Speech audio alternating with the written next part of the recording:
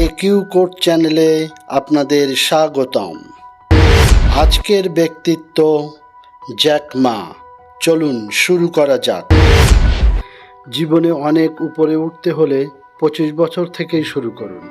নিজে পরিকল্পনা করুন, তাই করুন যা আপনি উপভোগ করতে জানেন। আপনার দারিদ্রতার কারণ আপনি আপনার ভীরুতাকে জয় করতে পারেননি।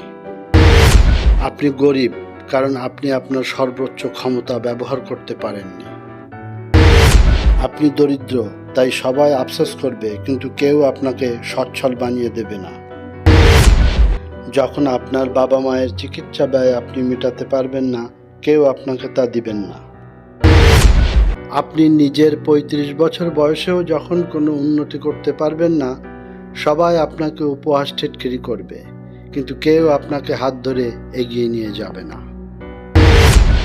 নিজের জন্য নিজেকেই এগিয়ে আসতে হবে।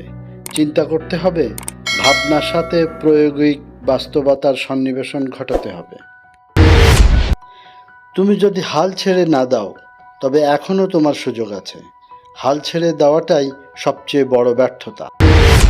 আমি নিজেকে সবসময় আনন্দিত রাখতে চেষ্টা করি, কারণ আমি জানি যদি আমি খুশি না থাকি, তবে আমার সহকর্মী, অংশীদার ও ক্রেতারাও খুশি থাকবে না।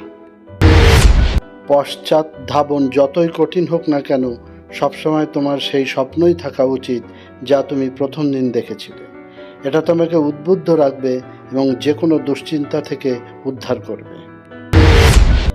আপনার প্রতিযোগীদের থেকে আপনার শেখা উচিত, কিন্তু কখনোই অনুকরণ করবেন না।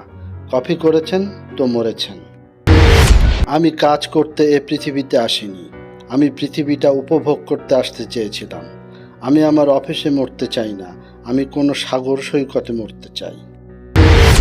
এগিয়ে যাও, তা না হলে ঘরে ফিরে যাও। আপনি গরিব কারণ আপনার দূরদর্শিতার অভাব। ক্ষুধার্ত থাকো এবং স্বপ্নের পেছনে দৌড়াও। নিজেকে বদলেছি, স্বপ্ন বদলাইনি।